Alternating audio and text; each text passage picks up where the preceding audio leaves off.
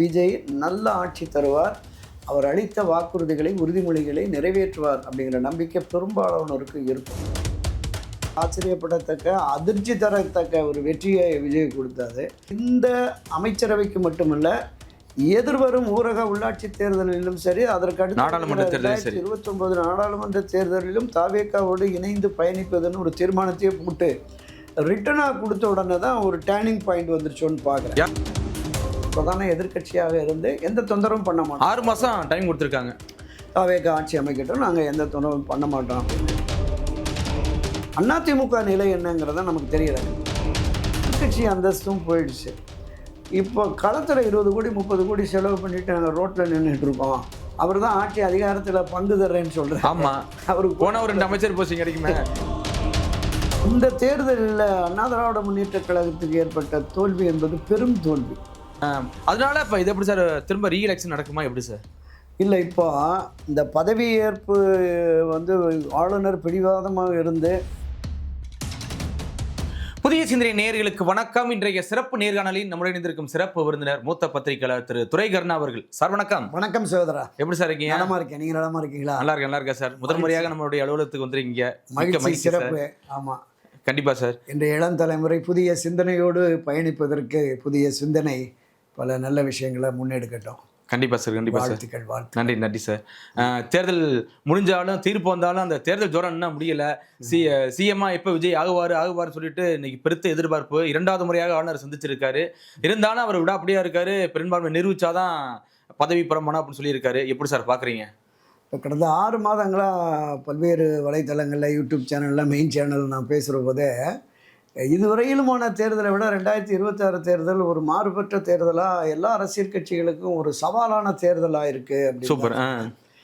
அதுதான் நிரூபணமாக இருக்குது. மிகப்பெரிய சவாலாக கண்டிப்பாக காலமெல்லாம் ஒரு 50-60 ஆண்டுகளாக மாறி மாறி ஆட்சி அதிகாரத்தில் இருந்த திமுக அதிமுகவுக்கு ஒரு மிகப்பெரிய சவாலாக விஜயனுடைய தமிழக வெற்றி கழகம் வந்துருச்சு அப்படிங்கிறத நம்ம பார்த்தோம். யாருமே எதிர்பார்க்காத ஒரு அதிசயத்தக்க, ஆச்சரியப்படத்தக்க, அதிர்ச்சி தரத்தக்க ஒரு வெற்றியை விஜய் கொடுத்தாரு. ஆனால் இந்த மக்கள் ஒரு 10 எம்எல்ஏ சேர்த்து கொடுத்துருந்தா பிரச்சனையே தொங்க வேண்டியது இல்லையே. ஆமாம், அப்படி ஒரு நிலைப்பாடு வந்தது என்பது அவருக்கு இது ஒரு பரீட்சை களமாக ஒரு அனுபவத்தை சேகரிக்கக்கூடிய விஷயமா தான் நம்ம பார்க்கிறோம். ஆரோக்கியமான தேர்தல் பார்க்கப்படுது இல்லை சார்? நிச்சயமா. இப்போ ஒரு 118க்கு மேலே இருந்திருந்தாங்கன்னா இன்றைக்கு முதலமைச்சராக ஜோசப் விஜய் எனும் நான் முதலமைச்சர் பொறுப்பேற்று ஹவுஸுக்கு போயிருப்பார்.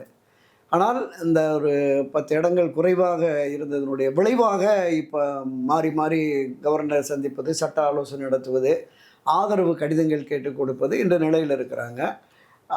ஏற்கனவே தேர்தலுக்கு முன்னதாகவே தாவேக்காவோடு இணைந்து பயணிக்க வேண்டும் என்று விரும்பிய காங்கிரஸ் கட்சி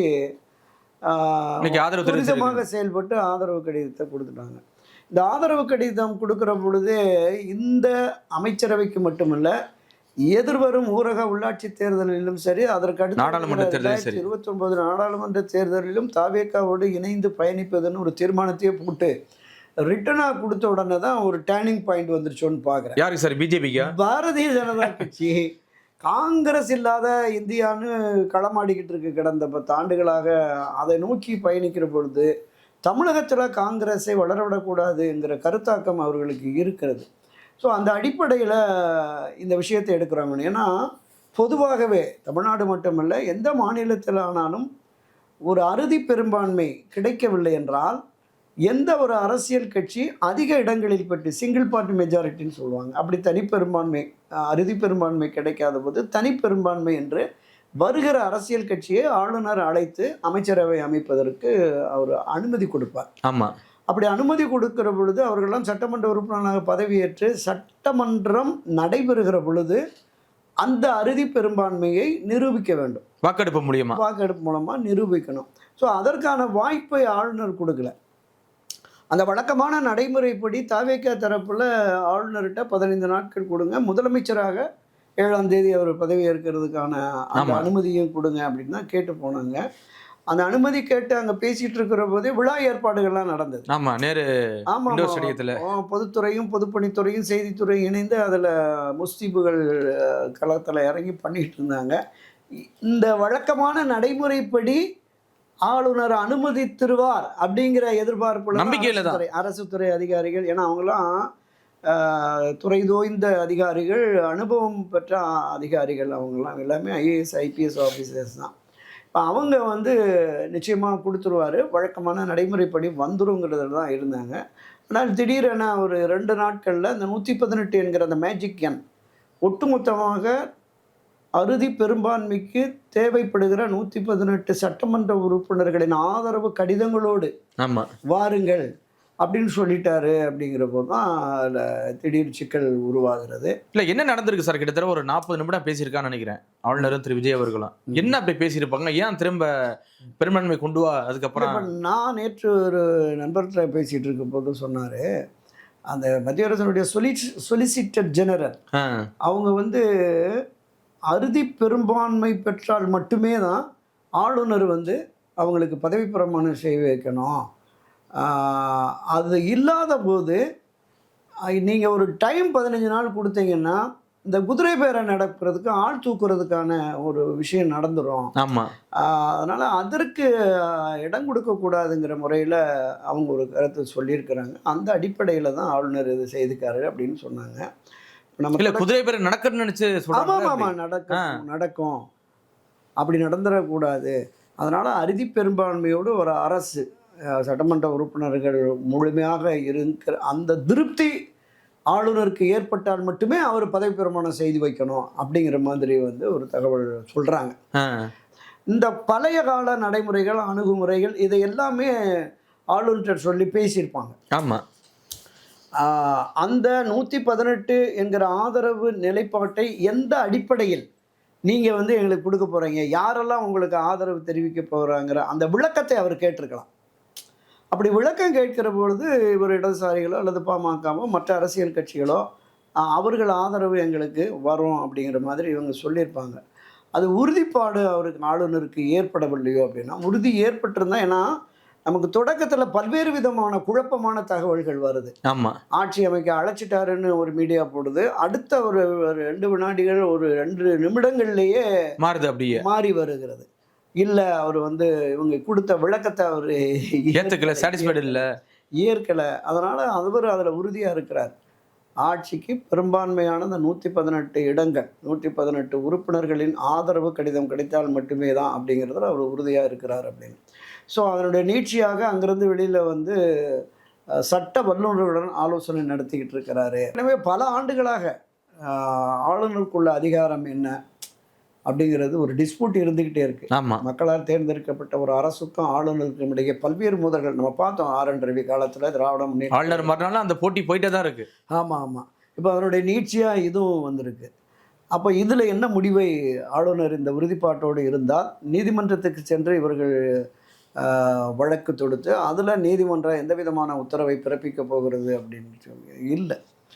ஆமாம், அதனால் இந்த நீதிமன்றம் போனால் கண்டிப்பாக ஆட்சி அமைக்க சொல்லுவாங்கல்ல, குறிப்பிட்ட கால அவகாசம். ஆமாம், நிச்சயமாக அவங்களுக்கு வந்து மக்களால் தேர்ந்தெடுக்கப்பட்ட ஒரு பிரதிநிதி அறுதி பெரும்பான்மை கிடைக்காவிட்டாலும் அறுதி பெரும்பான்மையை நிரூபிப்பதற்கு உரிய காலக்கெடுவை வழங்க வேண்டியது ஆளுநரின் கடமை. ஆளுநர் அவரை அழைக்க வேண்டும், அரசவை அமைப்பதற்கு ஒத்துழைக்க வேண்டும் அப்படிங்கிற விஷயத்தை நீதிமன்றம் கொடுத்துச்சுன்னா அதை அவர் நிச்சயமாக ஏற்று தான் ஆகும். அதுதான், நீங்கள் ஆளுநர் நினச்சா என்ன வேணாலும் பண்ணலாம். ஒரு உதாரணத்துக்கு சொல்கிறேன், 1977ஆம் ஆண்டு புரட்சித் தலைவர் எம்ஜிஆர் வந்து மக்களால் தேர்ந்தெடுக்கப்பட்டு ஆளுநரை சந்தித்து முதலமைச்சராக சட்டமன்ற கட்சி தலைவராக தேர்ந்தெடுக்கப்பட்டிருக்காங்க. நான் முதலமைச்சர் பொறுப்பை ஏற்க இருக்கிறேன், ஆனால் நான் திரைப்படத்துறையில் இருந்து வந்ததுனால அந்த 136வது படம் மதுரையை மீட்ட சுந்தரபாண்டி கடைசி பட பணிகள் இருக்கு, எனக்கு ஒரு 10 நாட்கள் அவகாசம் வேணும்னார்.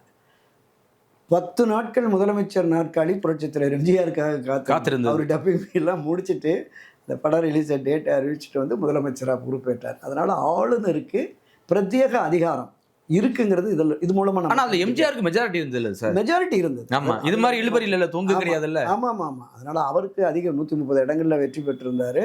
130 எம்எல்ஏக்களுடைய ஆதரவு கடிதங்களோட போனார். நான் என்ன சொல்ல வரேன்னா, ஆளுநர் தனக்குள்ள அந்த பிரத்யேக அதிகாரமும் இதுவரையிலுமான நடைமுறைகளையும் கடைபிடித்தாலே போதும். இப்போ எல்லா அரசியல் கட்சிகளுமே தவிக விஜய்க்கு அழைப்பு கொடுக்கணும் அப்படின்னு சிபிஐ சொல்லியிருக்கு. கண்டிப்பா திமுக கட்சி கூட்டணி கட்சி உட்பட எல்லாருமே சொல்றாங்க. அப்ப இந்த இல்ல நிலைப்பாட்டை எல்லாருமே சொல்றாங்க சார், பேசாம ஆதரவு தெரிவிச்சுட்டு போயிடலாமே. திருமாவர்களா இருக்கட்டும், கம்யூனிஸ்ட் கட்சியா இருக்கட்டும், ஆமா எல்லாரும் ஆதரவு கொடுத்தா ஆட்டோமேட்டிக்கா ஆளுநர் வந்து வாப்பா அப்படின்னு சொல்லிட போறாரு. ஆமா ஆனா வெளியில இருந்து ஏன் குரல் கொடுக்கணும்? ஒருவேளை பதட்டத்தை உருவாக்குறாங்களா? அதாவது அவங்க திராவிட முன்னேற்ற கழகத்தோடு இணைந்து கூட்டணி தேர்தலை சந்திச்சதுனால அதிலிருந்து வெளியேறி வந்து ஆதரவு நிலைப்பாடு எடுக்கிறதுக்கு அவங்களுக்கு ஒரு தயக்கம் இருக்கும். கண்டிப்பா. ஆனால் இடதுசாரிகளை பொறுத்தளவில் விஜய் அழைப்பு விடுத்தால் நாங்கள் ஆலோசித்து முடிவெடுப்போம் அப்படின்னு சொல்லியிருந்தாங்க. அழைப்பு விடுக்கலையே அப்படி சார்? ஆமாம், கொடுத்துட்டார். காங்கிரஸ் கட்சிக்கு இடதுசாரிகளுக்கு விசிகாவுக்கு எல்லாமே ஆதரவு, எங்கள் அரசுக்கு ஆதரவு தாருங்கள்னு கடிதம் கொடுத்தாங்க. ஆதரவு கடிதம் விஜய் தரப்பில் வழங்கப்பட்டதுன்னு செய்திகள் வந்தது. அதை ஏற்று தான் திருமாவளவன் சொன்னார், நாங்கள் இடதுசாரிகள் எல்லாம் ஒன்று கூடி பேசி ஒரு முடிவை எடுப்போம் அப்படின்னு சொன்னாங்க. அதனுடைய நீட்சியாக திராவிட முன்னேற்ற கழக அலுவலகத்தில் போய் சந்தித்து அவங்க பேசிட்டு வந்ததுக்கு பிறகு இந்த நிலைப்பாடு மாறி. ஏன்னா இன்றைக்கு விசிகா தன்னுடைய உயர்நிலை கூட்டத்தை கூட்டுறதா இருந்தாங்க, ரத்து பண்ணிட்டாங்க. நாளை கம்யூனிஸ்ட் கட்சிகள் வந்து அவங்களுடைய மாநில குழு கூட்டத்தை கூட்டி முடிவு எடுப்போம் அப்படிங்கிறாங்க. என்ன முடிவை எடுக்க போகிறார்கள்? இப்போ நீங்கள் குறிப்பிட்டது மாதிரி சிபிஐ 2, சிபிஎம் 2, விசிகா 2 இருக்குது. அதில் ஒன்று உதயசூரியன், ஒன்று பானை சின்னம்னு நினைக்கிறேன். உதயசூரியன் ஆதரவு நிலையை வந்து திமுக தான் கேட்கணும். அப்படி இருந்தாலும் இழுபறி தானே சார் வரும்? ஆமாம், வந்து இழுபறி தான் வருது. இது ஒரு 5,213, அதுலேயும் ஒன்று வந்து சபாநாயகர் போச்சுன்னா அது கணக்கு கிடையாது. ஆமாம், ஒன்று திருச்சி கிழக்கும் ஒரு ரிசைன்மெண்ட். ஆனால் கூடுதலாக இன்னும் 2 இடங்கள் தேவைப்படுகிறது. ஆமாம், அப்போ கிட்டத்தட்ட 119 இடங்கள் இருந்தால் தான் அந்த 2 நம்ம கழிச்சிட்டு 117 அந்த நிலைப்பாடு வரும். அப்போ எந்த மாதிரியாக இதை வந்து தாவேகா கையாள போகிறது, இதில் என்ன பேசிகிட்டு இருக்காங்க, யாரோடு பேசிகிட்டு இருக்காங்கன்னு தெரியல. இது தாண்டி திராவிட முன்னேற்ற கழகம் கிளியர் கட்டாக அறிவிச்சிருச்சு, நாங்கள் பிரதான எதிர்க்கட்சியாக இருந்து எந்த தொந்தரவும் பண்ண மாட்டோம். 6 மாதம் டைம் கொடுத்துருக்காங்க. தாவேகா ஆட்சி அமைக்கட்டும், நாங்கள் எந்த தொந்தரவும் பண்ண மாட்டோம் அப்படின்னு. அதிமுக நிலை என்னங்கிறத நமக்கு தெரியல. கடந்த 2 நாட்களாக பல்வேறு வித தகவல்கள் போயிட்டு இருக்கு. ஒரு குரூப் வந்து சிவி சர்மா தலைமையில ஒரு குரூப் 30 பேர் கொண்ட எம்எல்ஏக்கள் இன்னைக்கு வந்து ரிசார்ட்ல அடைக்கப்பட்டிருக்காங்க. மீண்டும் கூவாத்தூர் சம்பவம் நடக்குது அப்பெல்லாம் போயிட்டு இருக்கு சார். ஆமாம் ஆமாம், ஒரு பிரிவினர் வந்து நம்ம தாவேக்காவில் இணைந்து கூட்டணி ஆட்சியில் இணைந்து அவரோடு பயணிப்போம் அப்படிங்கிற மாதிரி சொல்கிறாங்க. இன்னொரு பிரிவினர் வந்து வேண்டாம், நம்மளை ஒரு பொருட்டாவே மதிக்கல, நம்மளை கேட்கவும் இல்லை. இல்ல அதுதான் சார் நானே கேட்க வர்றேன். இப்ப அதிமுக இந்த சீன்ல இல்லைன்னு அவங்க கூப்பிடப்பலாம் திமுக கூட்டணி கட்சிகளை தான், வலதுசாரி கட்சிகளை தான் இப்ப கூப்பிட்டுருக்காங்க, இடதுசாரி கட்சிகளை. சோ அப்படிங்கும்போது ஏன் சம்மந்தம் அதிமுக கூட விரிசல் ஏற்படுது? சிவி சர்மா, எஸ்பி வேலுமணி எல்லாம் பாத்தீங்கன்னா நேற்று ஒரு எல்லா சந்திப்பு ஏற்பட்டிருக்கு. இன்னைக்கு 30 எம்எல்ஏக்கள் மிஸ் ஆகி இன்னைக்கு பாண்டிச்சேரி பக்கத்துல ரிசார்ட்ல தங்க வைக்கப்பட்டிருக்காங்க. எதுக்கு சார், என்ன காரணம்? ஒருவேளை இந்த சமயம் பார்த்து எடப்பாடி எதிர்க்க நினைச்சு முடிவு போட்டாங்களா எப்படி சார்? இல்லை, இந்த தேர்தலில் அண்ணா திராவிட முன்னேற்ற கழகத்துக்கு ஏற்பட்ட தோல்வி என்பது பெரும் தோல்வி. ஒரு மிகப்பெரிய அளவில் கட்சியினர் மத்தியில் எடப்பாடி பழனிசாமி மீதான அதிருப்தி என்பது இருக்குது. தேர்ந்தெடுக்கப்பட்ட சட்டமன்ற உறுப்பினர்களும் பெரும்பாலானோர் மத்தியில் ஒரு கடுமையான அதிருப்தி இருக்குது. ஆமாம், அவங்க வந்து இனி எடப்பாடி இப்போ தலைமையில் நாம் பயணிப்பது என்பது சரியாக வராது அப்படிங்கிற புரிதலோடு தான் நேற்று முதல் அந்த விஷயம் முந்தா நாள் இரவே அறிவித்தாங்க. நேற்றைய தினம் வந்து தலைமை கழகத்தில் தேர்ந்தெடுக்கப்பட்ட சட்டமன்ற உறுப்பினர் கூட்டம் நடைபெறும்னு சொல்லி அதை ரத்து பண்ணிட்டாங்க. என்ன காரணம்னா இதுதான், ஒரு 10-20 பேர் சிவி சண்முகம் வீட்டில் போய் பார்த்து பேசியிருக்காங்க. இன்னும் ஒரு 10-20 பேர் அங்கே போய் எடப்பாடி பழனிசாமியை பார்த்து பேசியிருக்காங்க. இப்போ இங்கே சண்முகம் வீட்டில் சந்தித்து பேசினவங்க ஒட்டுமொத்தமாக மாலை அங்கே போய் எடப்பாடி பழனிசாமியில் அங்கே காரசாரமான விவாதம் நடந்தது அப்படிங்கிற மாதிரி தான் சொன்னாங்க. அப்போ இந்த கருத்து மாறுபாடுகள் அங்கக்குள்ளேயே இருக்குது. ஆமாம், என்னென்னா நம்ம வெளிப்படையாக யதார்த்தமாக பேசுவோமே, கடந்த முறை ஆட்சியில் இல்லை, திமுக ஆட்சி தான் நடந்தது. இந்த முறை எதிர்கட்சியும் கிடையாது. இந்த முறை எதிர்கட்சி அந்தஸ்தும் போயிடுச்சு. இப்போ களத்தில் 20 கோடி 30 கோடி செலவு பண்ணிட்டு நாங்கள் ரோட்டில் நின்றுட்டு இருக்கோம். அவர் தான் ஆட்சி அதிகாரத்தில் பங்கு தர்றேன்னு சொல்கிறார். ஆமாம், அவருக்கு போன ஒரு 2 அமைச்சர் போஸ்டிங் கிடைக்குமே, போய் ஒரு 4 பேருக்கு அமைச்சர் பதவி வாங்கிட்டு அவங்கள வச்சு ஏதாவது பண்ணிக்கலாமே அப்படிங்கிற அந்த மனப்போக்கு தான் அவங்களுக்கு இருக்குது. அதில் நீங்கள் சொன்ன சிக்கல் இருக்குது. கூப்பிடவே இல்லையே, சீன்லே இல்லையே, அழைப்பு விடுக்காமலே நம்ம எப்படியா போகிறது அப்படிங்கிற அந்த இதுவுமே இருக்குது. இப்போ அழைப்பு விடுப்பதற்கான அந்த முயற்சிகள் இந்த தரப்புலேருந்து வருமா அப்படின்னு தெரியல. இன்னொன்று, தாவேக்காவை பொறுத்தளவில், விஜயை பொறுத்தளவில் தேர்தல் நேரத்திலேயே அதிமுகவை ஒரு பொருட்டாகவே கருதலை. ஆமாம், எடப்பாடி பழனிசாமி பிரச்சாரத்தில் போய் அதோ வெற்றி கொடி பறக்குது, தாவேக்கா கொடியை பார்த்து உணர்ச்சி வசப்பட்டு பிள்ளையார் சொல்லி போட்டோம், கூட்டணிக்கு பிரம்மாண்டமான கட்சி வந்து சேருதுன்னெலாம் சொன்னார். இவங்க கதை அடைச்சிட்டு போயிட்டானுங்க. ஆமா இல்லை அப்படின்ட்டு. இந்தியாவிலேயே ஆகப்பெரிய 3வது பெரிய கட்சியாக ஜெயலலிதா நியமிச்சுட்டு போனார். விஜய் அதை பொருட்படுத்தவே இல்லை. ஆமா அப்போ இது வந்து ஒரு மிகப்பெரிய அளவில் அண்ணா திராவிட முன்னேற்ற கழகத்தில் இருக்கிற முன்னணி நிர்வாகிகள் எல்லோருக்குமே ஒரு நம்பிக்கை போயிடுச்சு அப்படி சார். ஆமாம் ஆமாம். அப்போ இப்படி நம்மளை புறக்கணித்த, இப்போது ஆதரவு கேட்டு நம்மை நாடாத ஒரு அரசியல் கட்சிக்கு ஏன் நாம் ஆதரவு அளிக்கணுங்கிற பார்வை மூத்தவர்களுக்கு, கட்சியின் மீதும் தலைமையின் மீதும் ஈடுபாடு உள்ள உறுப்பினர்கள், சட்டமன்ற உறுப்பினர்கள் இருக்கிறது. அது இல்லாமல் இருக்கிற இன்னும் 10-30 எம்எல்ஏ 20 எம்எல்ஏ இருக்கு. வட மாவட்டத்து எம்எல்ஏக்கள்லாம் இன்னைக்கு ஒன்று கூடி இருக்கதா சொல்றாங்க. அவங்க வந்து நமக்கு வந்து தொடர்ந்து கடந்த முறை நம்ம ஆட்சி அதிகாரத்தில் இல்லை, இப்போவும் இல்லைன்னா இன்னொரு 5 ஆண்டுகள் கழித்து ஆட்சிக்கு ஒரு நம்பிக்கை இல்லை. அப்போ புரட்சியாளர் எம்ஜிஆர், செல்வி ஜெயலலிதா, ரெட்டலை என்கிற இந்த சக்தியையும் எடப்பாடி பழனிசாமி காலி பண்ணிட்டாரு, இழந்துட்டாரு. அவங்க காலமெல்லாம் ரெட்டலைக்கு வாக்களித்தவர்கள் தானே, அவர்கள் வாக்குகளையும் கூட இவரால் பெற முடியலை அப்படிங்கிற பார்வை இருக்கிறதுனால இனி இவரால் கட்சியை வெற்றி பாதைக்கு அழைத்து செல்ல முடியாதுங்கிற பார்வை இப்போ இருக்கிற எம்எல்ஏக்களுக்கு பெரும்பாலானோருக்கு வந்துருச்சு. அவங்க தான் இருக்கிறாங்க. உங்களுக்கு மேற்பூச்சா எங்கள்கிட்ட ஒன்றுமே இல்லை, நாங்கள் எதுவும் பண்ணலை அப்படின்ட்டு நேற்று தொழில்நுட்ப பிரிவு ஏதோ ஒரு அறிக்கை வெளியிட்டிருக்காங்களா, அதிமுக தொழில்நுட்ப பிரிவு வந்து அப்படிலாம் ஒன்றும் கிடையாதுங்க, நாங்கள் எல்லாம் ஒத்துமையாக தான் இருக்கோம். இல்லை, நேற்று மாலை செய்தியாளர்களை சந்தித்த போது நத்தம் விஸ்வநாதனும் கேபி முனுசாமியும் செய்தியாளர் சந்தித்த போது கேபி முனுசாமி சொல்லியிருக்கார், நாங்கள் வந்து தாவேகா தொடர்பாக எந்த முடிவும் எடுக்கல, ஆதரவும் இல்லை, எதிர்ப்பும் இல்லை, நாங்கள் அது தொடர்பாக எதுவுமே பேசலை அப்படின்னு சொல்லியிருக்காரு. அது தொடர்பாக பேசாமல் வேற என்ன பஞ்சாயத்து அங்கே நடந்தது? அதானே, வேற என்ன உள்கட்சி பூசல் நடக்குது? என்ன இருந்திருக்கும்?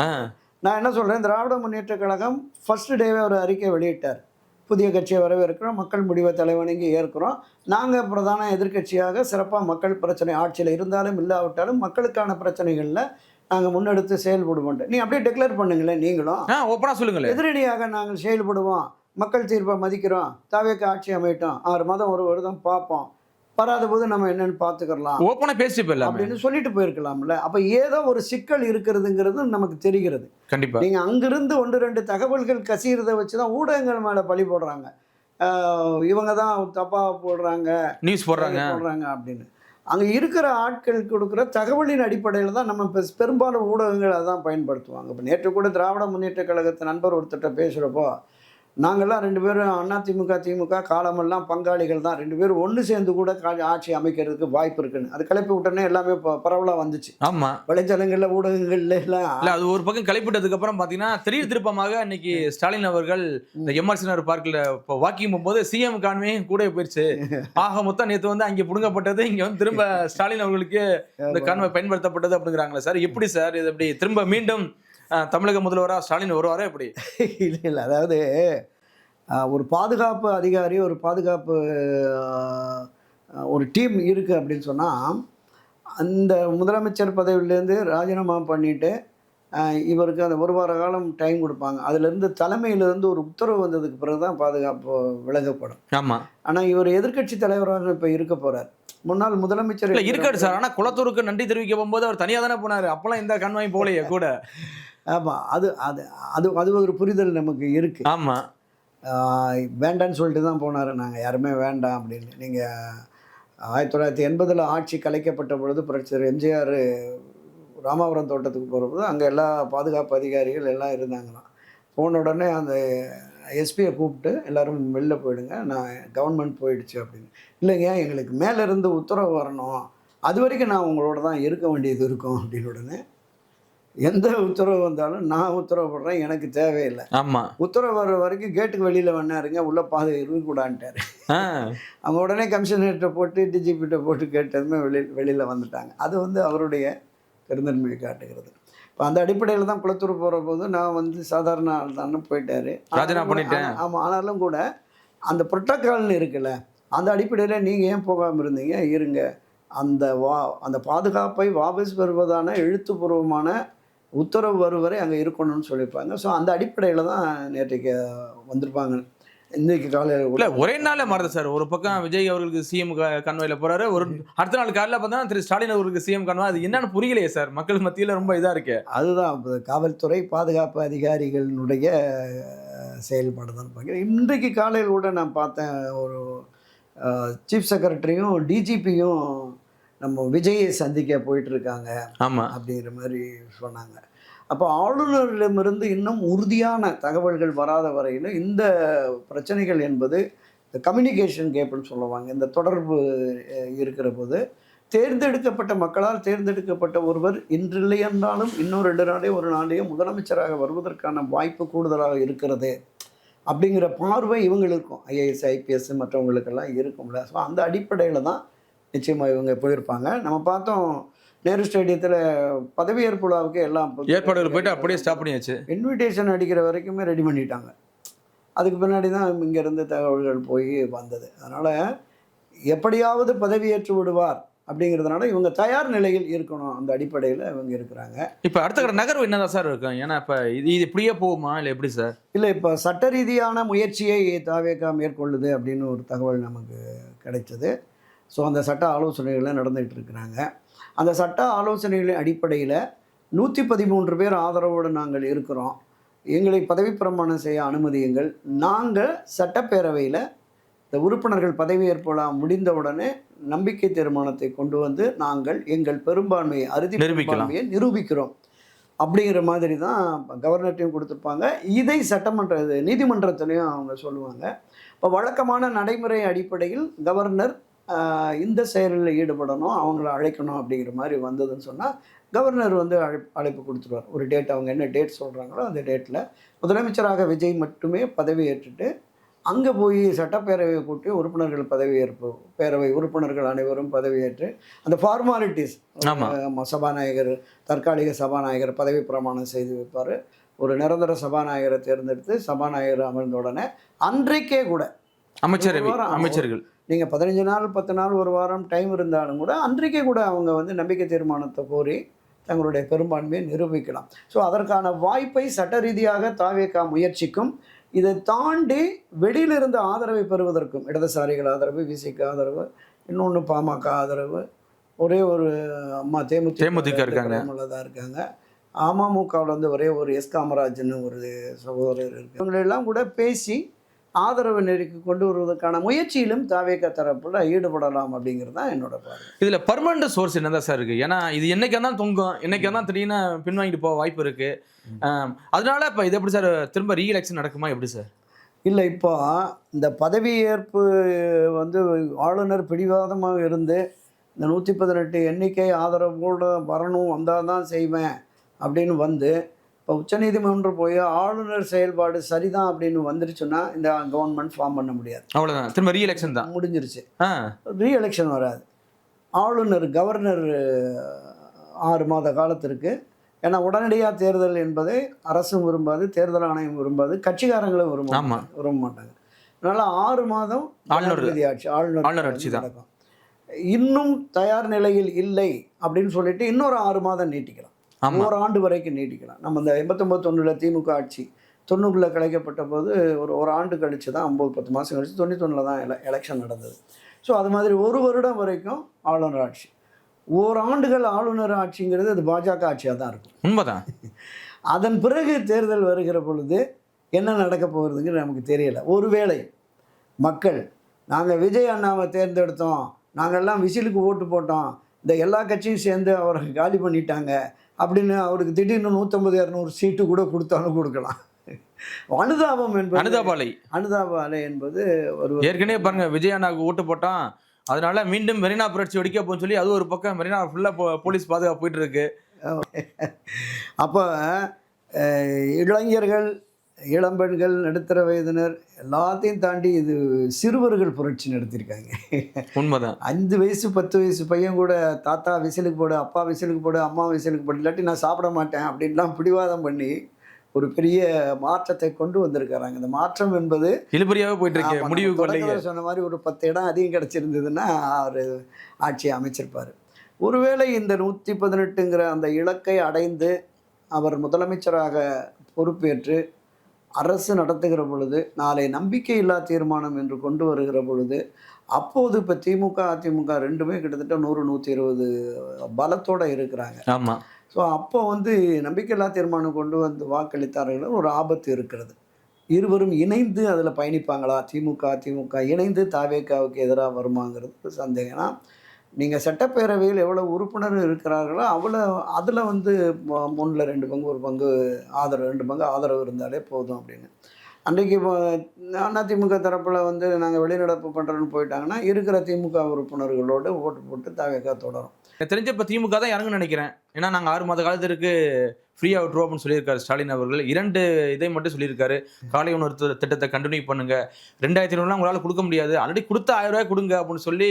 ஆமாம் இப்போதைக்கு இந்த அரசு கடந்த திராவிட முன்னேற்ற கழக அரசு செயல்படுத்திய அத்தனை மக்கள் நல திட்டங்களையும் செயல்படுத்தினால் மட்டுமே கூடுதல் நிதி தேவைப்படும். ஆமா, இவர் அறிவிச்ச 12.5 லட்சம் கோடி, இவர் அறிவிச்சிருக்கிற ஆண்டுக்கு 12.5 லட்சம் கோடி ரூபாய் வேணும். விஜய் அறிவித்திருக்கிற அந்த 336 ஸ்கீம்ஸையும் ரெடி பண்ணணும் அப்படின்னு சொன்னார். ஆனால் இப்போ ஜூன் மாதம் அவர் இப்போ பதவி ஏற்றுட்டான்னா ஜூன் மாதம் பட்ஜெட் தாக்கல் பண்ணணும். அது அந்த ஆண்டுக்கான பட்ஜெட்டை தாக்கல் பண்ணணும்.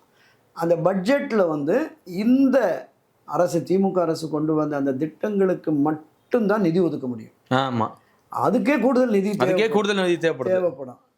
முடிச்சுட்டு அதில் ஒரு உறுதிமொழி கொடுக்கணும். ஓராண்டுகள் வழக்கமான திமுக ஆட்சி அதிமுக ஆட்சி போன உடனே கஜானா காலி பண்ணிட்டு போயிட்டாங்க முதல்ல. அது மாதிரி விஜயும் திமுக கஜானாவை காலி பண்ணிருச்சு. அதனால் நாங்கள் நிதி மேலாண்மை குழுவை உருவாக்கி நிதியை சேகரித்து அதுக்கப்புறம் அறிவித்த திட்டங்களை அடுத்த ஆண்டு முதலோ அதுக்கு அடுத்த ஆண்டு முதலோ நடைமுறைப்படுத்துகிறேன் அப்படிங்கிற மாதிரி சொல்லலாம். ஆனால் என்னை பொறுத்தளவில் இது இந்த நித்திய கண்டம் பூரண ஆயுசுங்கிற மாதிரி எந்த நேரமும் கத்தி தொங்கிக்கிட்டு இருக்கோம் அப்படிங்கிற மாதிரி தானே சூழல் இருக்கிறதுனா. இல்லை, 2வது சார், இப்போ நீங்கள் சொல்கிற மாதிரியே ஓராண்டுகள் கழித்து தான் நான் கொடுத்த தேர்தல் இருக்கு நிறைவேற்றப்படும் சொல்லியாச்சுன்னா, இடையில ஒரு 6 மாதத்துல திரும்ப வந்து நீங்கள் சொல்கிற மாதிரி கத்தி தலையில் தொங்கிட்டு இருக்குல்ல, திடீர்னு ஆட்சி வந்து டிஸ்குலாய் ஆகி. ஆமாம், இப்போ திமுக பொறுத்தளவில் 6 மாத காலம் நாங்கள் எந்த விமர்சனம், அது வந்து ஹனிமூன் பீரியடும்பாங்க. சட்டமன்றம் வந்ததுன்னா எப்போவுமே ஒரு 6 மாத காலத்திற்கு விமர்சனம், அரசுக்கு எதிரான விமர்சனங்களை செய்ய மாட்டோம் அப்படிங்கிற மாதிரி இருப்பாங்க. எந்த அரசியல் கட்சியும் இருப்பாங்க. திமுகவும் அந்த வழியில் நாங்கள் ஒரு 6 மாதத்துக்கு எதுவும் இல்லைன்னு. இப்போ அதிமுகவும் ஆதரவு நிலையில் எதிரணியாக செயல்பட்டோன்னா அவங்களுமே இந்த குறிப்பிட்ட 6 மாத காலத்துக்கு அவங்க என்ன பண்ணுவாங்க, 6 மாத காலத்திற்கு பிறகு ஆட்சிக்கு மீதான அதிருப்திகள் விமர்சனங்கள் வரும். 2 தரப்புமே. ஆமாம், திமுக தரப்பும் கடுமையாக இருக்கும், அதிமுக தரப்பும் கடுமையாக விமர்சனம் பண்ணுவாங்க. அப்போ நம்பிக்கையில்லா தீர்மானத்தை திமுக கொண்டு வந்தால் அதை அதிமுக ஆதரிக்குமா, அதிமுக நம்பிக்கையில்லா தீர்மானம் கொண்டு வந்தால் திமுக ஆதரிக்குமா, இந்த 2 பேரும் சேர்ந்து தாவேக்காவை காலி பண்ணுவாங்களா அப்படிங்கிறது எனக்கு தெரியல. அந்த 6 மாதம் இருக்கு அந்த பீரியடு இருக்குது. அதற்கு பிறகு சொல்கிறேன். ஸோ அப்படி வருகிற பொழுது தேர்தலை எதிர்கொள்ளக்கூடிய அளவுக்கு மனநிலைக்கு இந்த 2 திராவிட கட்சிகளும் 6 மாதத்துலேயே ஒரு ஆண்டுலேயே வந்ததுன்னா போட்டு பார்த்துருவோம் அப்படிங்கிற மாதிரி அந்த மனநிலைக்கு வந்தார்கள் என்றால் இந்த ஆட்சிக்கு ஆபத்தை விளைவிப்பார்கள். கண்டிப்பாக சார். நீங்கள் சொல்கிற அந்த 6 மாத காலத்தில் வந்து இவர் கொடுத்த வாக்குறுதிகள் நிறைவேற்றலைன்னா மேற்கொண்டு மக்கள் மீதான ஒரு அதிருப்தி வந்துடாதா? ஏன்னா விஜய்க்கு ஓட்டு போட்டால் ஒரு ஒன்றுமே பண்ணல, திமுக எவ்வளோ பரவாயில்ல அப்படின்னு பேக் வாங்க வாய்ப்பு இருக்குல்ல சார்? வந்துடும், அந்த பார்வை வந்துடும். ஆமாம், இவரை விட்டுட்டு எடப்பாடிக்கு போட்டிருந்தோம்னா அவரே நிறைய சொல்லியிருந்தாரு, ஃப்ரிட்ஜ் தரேனாரு, 10,000 தரேனாரு, அது கிடைச்சிருக்கேன் அப்படி பேச தொடங்கிடுவாங்க. பேசட்டு மக்களுடைய எதிர்பார்ப்பு என்பது இந்த 2 திராவிட கட்சிகளும் மக்களை ஏமாற்றுகிறார்கள், மக்களுக்கு எதிரான நிலைப்பாட்டில் இருக்கிறாங்க. விஜய் வந்தால் விஜய் நல்ல ஆட்சி தருவார், அவர் அளித்த வாக்குறுதிகளை உறுதிமொழிகளை நிறைவேற்றுவார் அப்படிங்கிற நம்பிக்கை பெரும்பாலானோருக்கு இருக்கும். அந்த நம்பிக்கை பொய்க்கும் பட்சத்தில் இவர்களுடைய அந்த எதிர் பிரச்சாரமும் பலனளித்தால் ஆபத்து தான். கண்டிப்பாக சார். பொறுத்திருந்து பார்க்கலாம் என்ன நடக்குதுன்னு. நிச்சயமாக. மிக்க நன்றி சார். நன்றி.